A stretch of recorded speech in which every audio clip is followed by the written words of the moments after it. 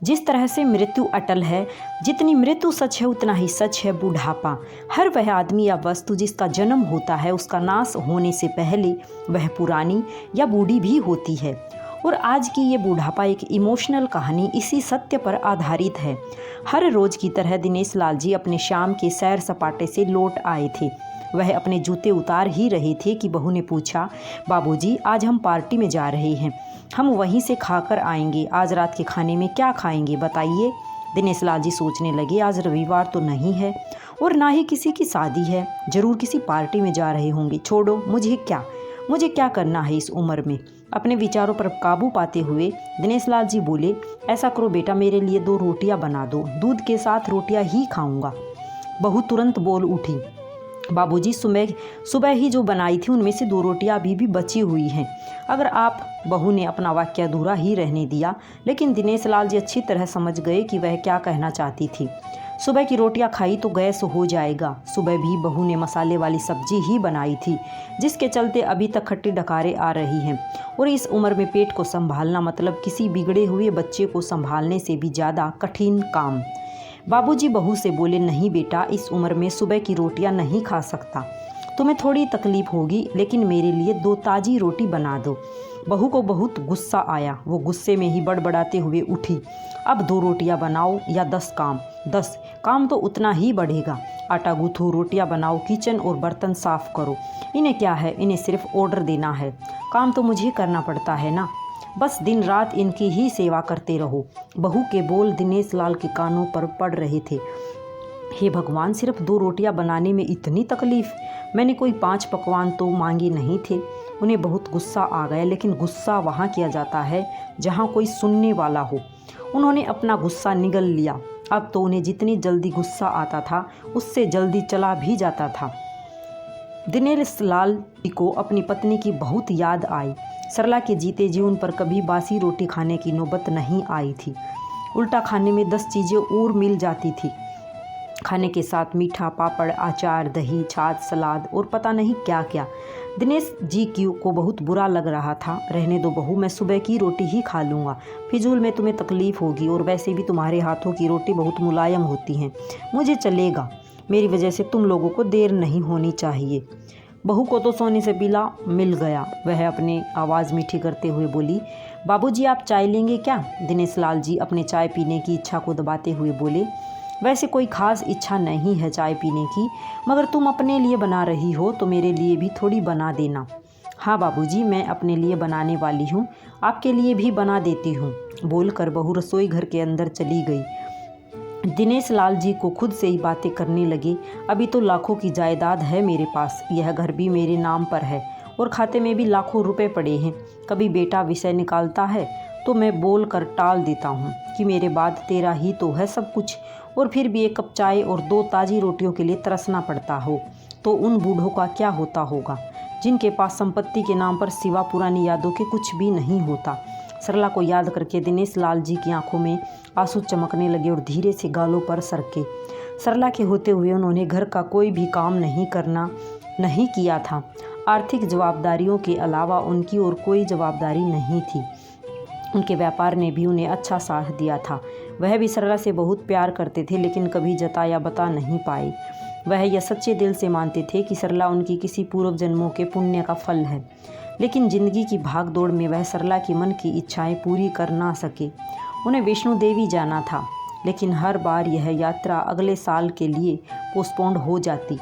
घर बाहर और संसार की जिम्मेदारियां संभालते संभालते कब उनकी इच्छाएं उन्हीं के साथ चली गई, पता ही नहीं चला। दिनेश लाल जी ने देखा उनके पोता और पोती दोनों ही स्कूल से आ गए थे। दोनों ने अपना बस्ता सोफे पर फेंका और दादाजी की तरफ दौड़कर उनके गले लगते हुए कहने लगे, चलिए ना दादाजी, खेलने चलते हैं। यही निस्वार्थ प्रेम के कुछ पल थे जिनमें दिनेश लाल जी भी बच्चों के साथ बच्चे बन जाते थे और सारे अपने दुख और यादें भूल जाते थे।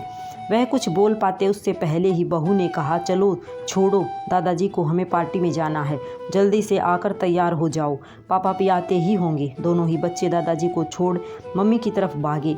उनकी पोती 7 साल की थी और पोता 5 साल का था। दिनेश लाल जी अपनी सोच में डूबे हुए बालकनी की तरफ गई। बालकनी में धीमी ठंडी पवन में उनका स्वागत किया। बहू उनके लिए चाय बनाकर लेकर आई। बालकनी में रखी अपनी कुर्सी पर बैठकर दिनेश लाल जी घुट घुट कर चाय पी रहे थे। पी क्या रहे थे, निगल रहे थे, क्योंकि चाय के नाम पर सिर्फ कम शक्कर वाला गर्म पानी था, ना इलायची ना अदरक।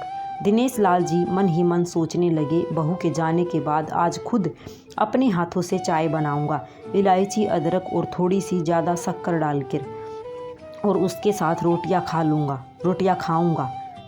रोटियों की याद आते ही उनका मुंह फिर खट्टा हो गया। चाय खत्म होने पर खाली कप लेकर वह किचन में रखने गए तो वहां देखा कि बहू और बच्चों का कप धोके पड़ा था और उन्होंने भी अपना कप धोकर रख दिया और अपनी डायरी लेकर बालकनी में आ गए। बालकनी में बैठे बैठे उनकी नज़र सूखी हुई तुलसी के पौधे पर गई। उन्होंने एक लोटा पानी लाकर उसमें डाल दिया। कुछ मिनटों बाद ध्यान से देखने पर उन्हें पता चला कि सूखे हुए तुलसी के पौधे में नई कुपले जैसे मुस्कुरा रही हों। आज याद आया कि सरला हर सुबह तुलसी को पानी और शाम को दिया दिखाती थी। अब तो शाम को ना तुलसी को ना ही भगवान के मंदिर में दिया जलता है। पता नहीं कितने संस्कार, इतनी अच्छी आदतें सरला अपने साथ ले गई थी। दिनेश लाल आसमान की तरफ देखकर बोले, सरला, मुझे और इस घर को अभी तुम्हारी ज़रूरत थी। तुम क्यों हमें छोड़कर चली गई? तुमने मुझे धोखा दिया। तुमने हमेशा साथ रहने का वचन तोड़ दिया। तुम मुझे अकेला छोड़कर चली गई। दिनेश लाल की आंखें भर आई। पापा, इतनी ठंडी हवाएं बह रही हैं और आप हैं कि बालकनी में बैठे हैं। अंदर आ जाइए, नहीं तो बीमार हो जाएंगे।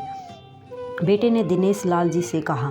बेटा, बहू और पोता पोती सब तैयार होकर पार्टी के लिए निकल रहे थे। किसी ने झूठ मूठ ही मन रखने के लिए भी उनसे नहीं पूछा कि साथ चलिए। बाबा, आप खाना खाकर जल्दी सो जाइएगा, हमें आने में ज़रा देर हो जाएगी। ज़्यादा देर तक जागना आपकी सेहत के लिए अच्छा नहीं है। हमारे पास घर की दूसरी चाबी है, हमारी चिंता मत कीजिए, बेटे ने जाते हुए कहा। ऐसे बोल रहे हैं जैसे मेरी सेहत की बहुत फिक्र है। कितने दिनों से बोल रहा हूँ, डॉक्टर के पास ले चलो, बीपी बढ़ा हुआ है, शुगर भी चेक करवाना है। थोड़ा सा भी चलता हूँ तो हांफने लगता हूँ। बेटा कहता है कि बुढ़ापे में ये सब तो होता ही रहता है, ज़्यादा भ्रम मत पालिए। वाह बेटा, बूढ़े बाप के पास बैठने के लिए थोड़ा सा भी टाइम नहीं है तेरे पास, और पार्टी के लिए टाइम ही टाइम है। ऐसे अनगिनत विचार उनके दिमाग में चल रहे थे, लेकिन फिर भी उन्होंने हाँ में सिर हिलाया। सभी पार्टी में चले गए। दिनेश लाल जी हॉल में रखे कुर्सी पर आकर बैठे। खाना खाने की अभी कोई इच्छा ही थी नहीं, इसलिए टीवी चालू की। आज वैलेंटाइन डे था, प्यार का दिन, इसलिए टीवी पर भी उसी के बारे में दिखा रहे थे। दिनेश लाल जी की नज़र पास में रखे अपनी पत्नी की फ्रेम पर गई, जिसने लाल कलर की साड़ी पहन रखी थी। प्यार तो उन्होंने भी खूब किया था सरला जी से, पूरी ज़िंदगी किया था, जी जान से किया था, लेकिन कभी बोल नहीं पाए। टीवी पर दिखा रहे थे, लोगों ने लाल कपड़े पहने रखे थे, हाथों में लाल फूलों के गुच्छे लेकर वह ग्रीटिंग कार्ड्स की खरीदी कर रहे थे। पता नहीं दिनेश लाल जी के मन में क्या आया, उन्होंने अपने पैसों का बंटवा लिया और निकल पड़े।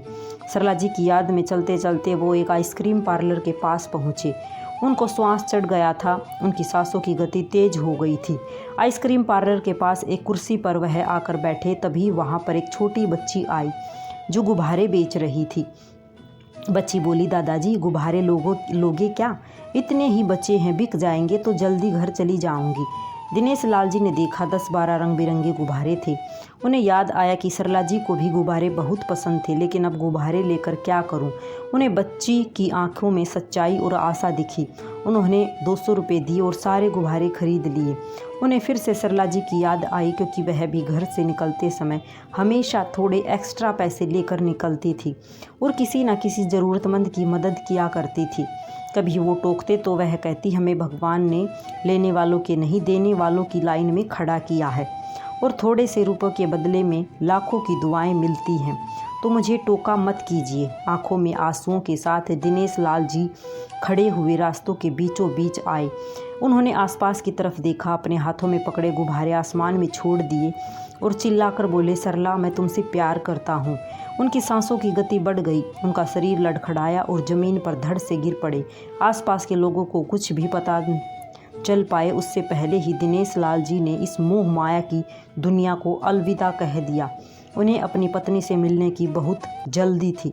सच में बुढ़ापा कितना दुखदाई होता है, और अगर बुढ़ापे में जीवन साथी चला जाए तो बहुत मुश्किल होता है। अगर आपको कहानी पसंद आई हो तो चैनल को सब्सक्राइब करें। राधे राधे सभी को।